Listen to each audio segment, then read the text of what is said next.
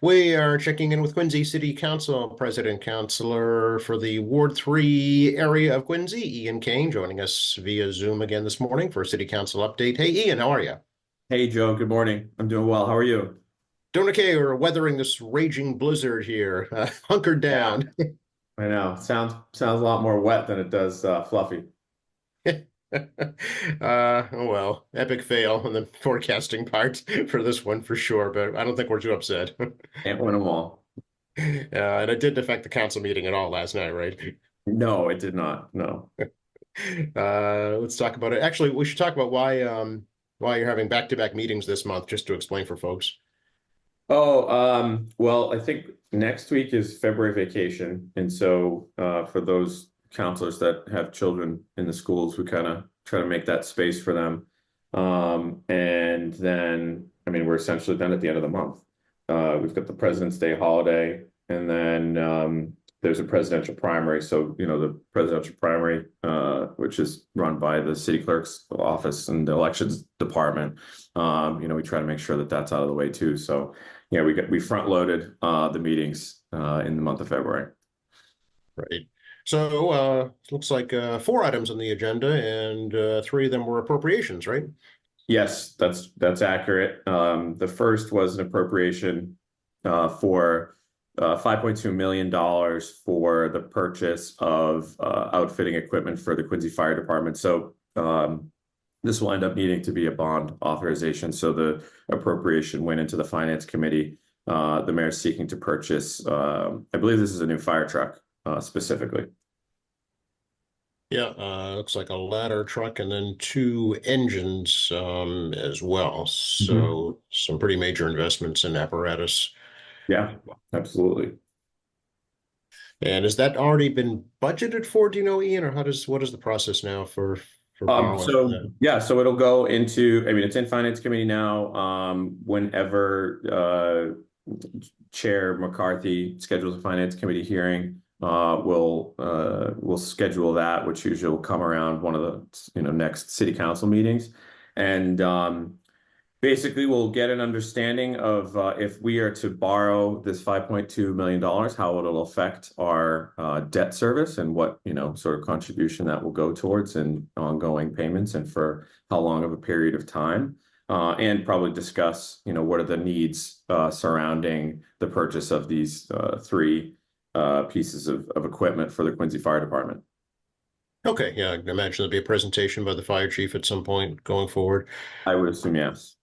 Okay, very good. And then some appropriation money from the hotel motel tax. Yep. So the second item on the agenda last night was it was administrative, but it was moving $600,000 from the hotel motel tax open space fund account to the hotel motel tax tourism fund account. So this is basically moving money for sort of proper expensing, accounting, and allocation. And so I think just going back, this account, this hotel motel tax account, broadly are fees paid by guests to the city. So I wish I could remember what year this was set up, but in COVID years, I guess the account was a little bit down, but it's picked up since then, and so it's funded, I guess, as of last night. Before we made the appropriation, the balance was around 2.78 million. And so this was moving money from one account to another in order to move that money to support Quincy 400 initiative that the mayor is leading. Okay, very good. I can't recall which year either, but I do know that Dan Ramonde was the Ward 2 city councilor, and he was the one that developed this hotel motel tax. Got it. So that was just before my time. So it was pre-2016.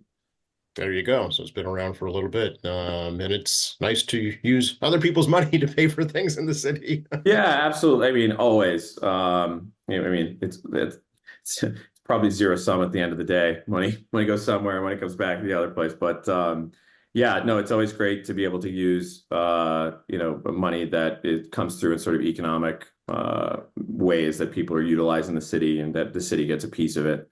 And I think this is for a very good reason. I mean, the Quincy 400 initiative will again be a draw. You know, it should be a draw for people. This is an historical event for the city, and you know, it sounds like from the mayor's chief of staff, Chris Walker, that this initial $600,000 will be essentially seed funding for this project to, you know, start to devise and to develop the programming. And there were things discussed last night, such as a lecture series, concert series, historical programming around the schools.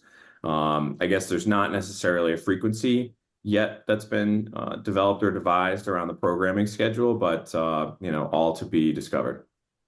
Oh, okay. Did the mayor's office give a final price tag on Quincy 400 yet? No, they did not. That came up, but there's no schedule, no final price tag yet. Okay. I do know that the website, quincy400.com is active. Folks can go there and offer input if they have ideas or see updates on the plans for the celebrations as well.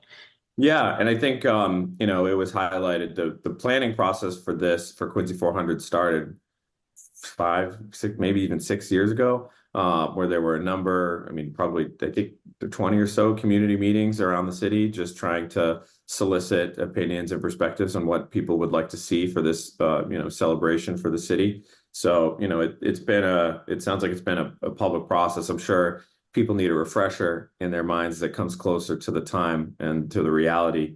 And so much has changed over the past 6 years too. So, but yeah, I think it's going to be a great event. I mean, I think it's so important to celebrate the history of Quincy and you know, to really tease out some of the you know, interesting aspects that people don't think about on a regular basis while tying it to the future development, you know. Yeah, and speaking with the mayor about this, he hopes to at least have a shovel in the ground on a new performing arts center somewhere in Quincy Center, you know, as part of Quincy 400, not necessarily have it done in Yeah, 2025, yeah, but yeah. to be just started. That would be ambitious, but I heard that last night too about the shovel in the ground. Sure. Looks like just one other item, right? The Park and Rec Board appointments. Yep, there were Park and Recreation Board nominations that were accepted. So the 3 new members of the board are Paul Bergoli, Kevin Esdale, and Thomas Lester. That was unanimously supported by the council. Excellent. Yeah. Anything else of note that you think we should tell folks? Let's see. Just we went through obviously schedule stuff that you probably go through regularly anyway, but you know, Ash Wednesday is tomorrow, Valentine's Day tomorrow, President's Day is the 19th. We've got a presidential primary on Tuesday, the 5th of March. The next city council meeting is not until Monday, March 11th at 6:30. And then, but in just sort of community events, we did mention on behalf of Quincy Asian Resources that there's going to be a celebration of the Lunar New Year this Sunday at North Quincy High School at 11 a.m.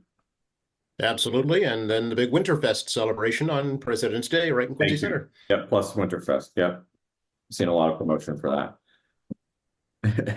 Appreciate the update, Ian.